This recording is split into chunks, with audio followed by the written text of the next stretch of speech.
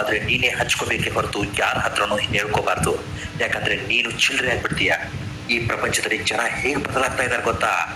ನೋವು ತನಗಾದ್ರೆ ಮಾತ್ರ ಅದು ನೋವು, ಅದೇ ನೋವು ಬೇರೆಯವ್ರಿಗಾದ್ರೆ ಅದು ಅವರ ಹಣೆ ಬರ ಅಂತ ಜರೆದು ಬಿಡ್ತಾರೆ. ಇಂತಹ ಪ್ರಪಂಚದಲ್ಲಿ ನೀನ್ ಹೇಗ್ ಬದುಕಬೇಕು ಗೊತ್ತಾ?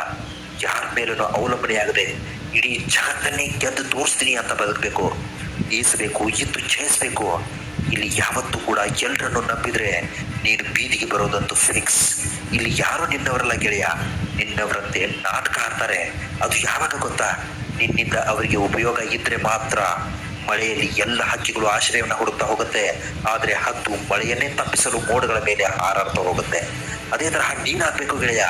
ನಿನ್ನನ್ನ ಕೇವಲ ಅಂತ ತಿಳ್ಕೊಂಡು ತಲೆ ತಿರುಗುವಂತೆ ನೀನು ಬೆಳೆದು ನಿಲ್ಲು ಗೆಳೆಯ. ಏಕಾಂಗಿಯಾಗಿರುವುದನ್ನ ಕಲ್ತ್ಕೋ.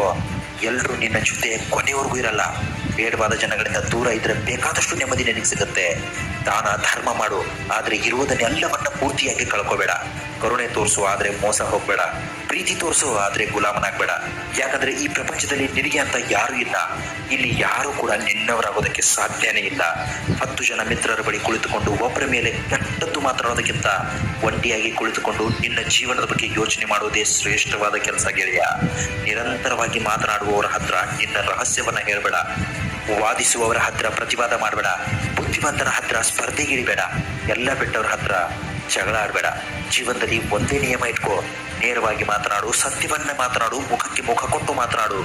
ನಿನ್ನವರು ಅಂತ ಕರೆಸ್ಕೊಳ್ಳೋರು ಅರ್ಥ ಮಾಡ್ಕೋತಾರೆ, ಹೆಸರಿಗೆ ಮಾತ್ರ ನಿನ್ನವರು ಅಂತ ಕರೆಸ್ಕೊಳ್ಳೋರು ನಿನ್ನಿಂದ ದೂರ ಆಗ್ತಾರೆ ಅಷ್ಟೇ. ಎಲ್ಲ ನಮ್ಮವರು ಎನ್ನುವುದು ಭ್ರಮೆ, ನಾನು ನನ್ನದು ಎನ್ನುವುದು ಸ್ವಾರ್ಥ, ಅವರು ನನ್ನವರು ಎಂಬುದು ಶುದ್ಧ ಸುಳ್ಳು, ನಿನಗಾಗಿ ನೀನು ಎಂಬುದಷ್ಟೇ ಸತ್ಯ. ಎದ್ದೇಳು, ನಿನ್ನ ಜೀವನದ ಗುರಿಯ ಕಡೆಗೆ ಮುಂದೆ ಸಾಗು.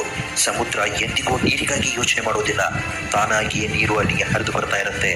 ಯಶಸ್ಸು ಮತ್ತು ಕೀರ್ತಿಗಳು ಹಾಗೆ ಗೆಳೆಯ. ಒಮ್ಮೆ ಅದಕ್ಕೆ ಬೇಕಾದ ಯೋಗ್ಯತೆಗಳು ನೀನು ಕಳಿಸಿದ್ದೆ ಆದಲ್ಲಿ ಅವು ನಿನ್ನನ್ನು ಹುಡ್ಕೊಂಡು ಬಂದೇ ಬರುತ್ತೆ.